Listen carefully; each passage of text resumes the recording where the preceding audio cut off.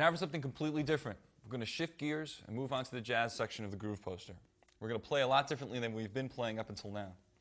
And we've also changed our drum set. We've gone down to a 4-piece, changed our cymbals. These are better for jazz.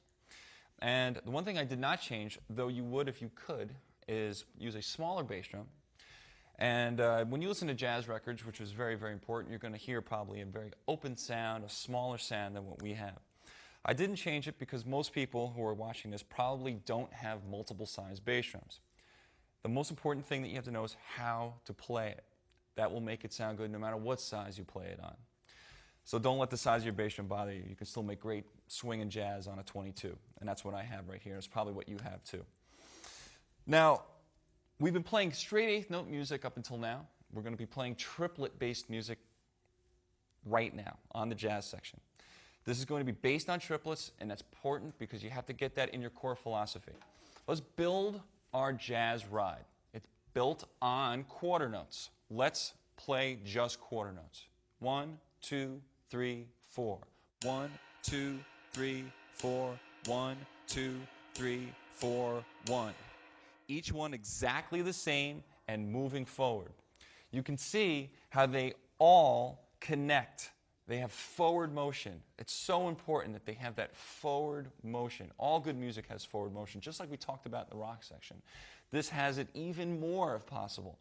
Connecting, like a train going down the tracks. It just feels good to play, all equal. Now let's put that signature in, the and of 2 and the and of 4, which is a good way to count it is like this. D, D, do D, D, do D, where the D's are the quarter notes. D, D, do D, D, do D. And I'm thinking triplets.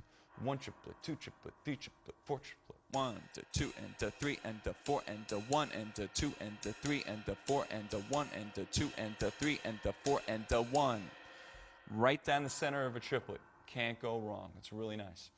Okay, now let's put our other limbs in. We're going to be doing the bass drum on quarter notes. And we're going to be using a technique called feathering, where we're just going to touch the head, just going to kiss it. 1, 2, 3, 4. 1, 2, 3, 4.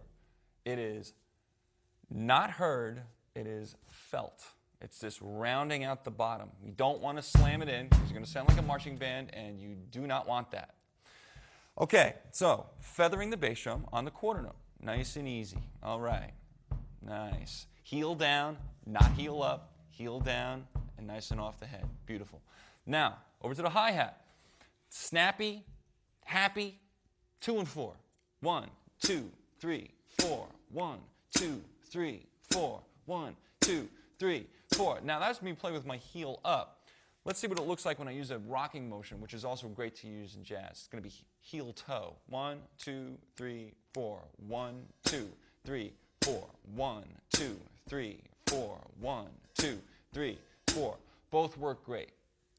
Your choice. Now let's put the whole thing together. These 3 limbs are going to form the jazz ostinato.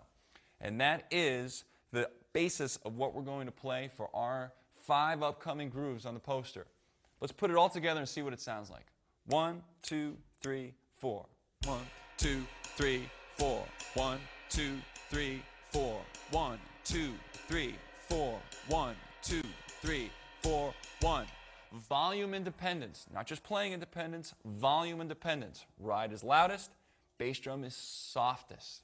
Hi-hat is nice and snappy, supporting that ride cymbal. But this is the key. And your signature on that and of 2 and and of 4, keep that on the triplet, and all 4 quarter notes moving forward. Let's see what it sounds like one more time. 2, 3, 4. 1, 2, 3, 4. 1, 2, 3, 4. 1, 2, 3, 4. 1, 2. When you get this happening, it's going to feel so good. Like a walk in the park. Effortless. 4, 1, 2, 3, 4.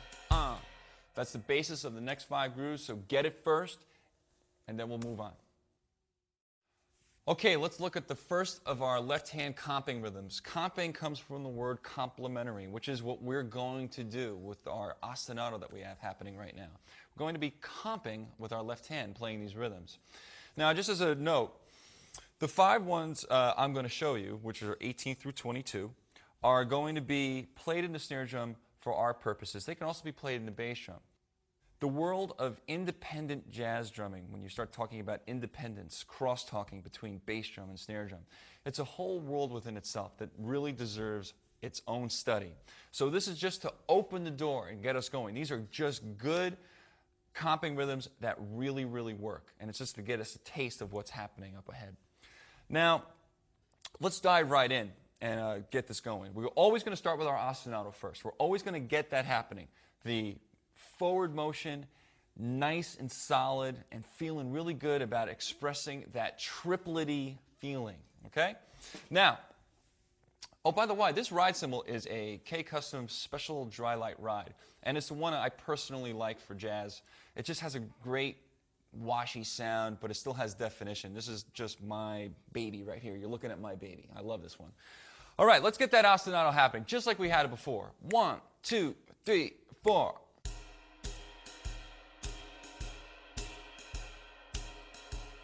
Now, while that's going on, we're going to be putting our left hand rhythm in.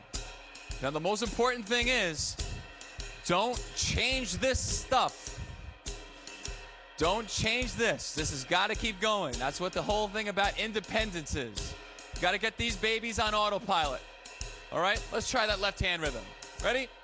1, 2, 3, 4.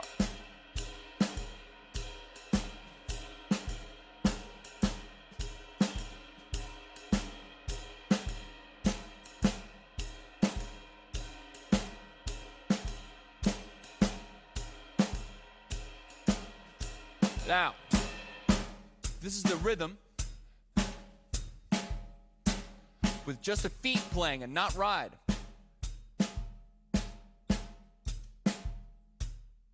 2, 3, 4, 1, 2, 3, 4, 1, 2, 3, 4, 1, 2, 3, 4, 1, 2, 3, 4, 1, 4, 1, 2, 3, 4, 1, 2, 3, 4, 1, 2, 3, 4. And that's 18. Let's see what it sounds like with some music at a slow tempo and a fast tempo. Here we go.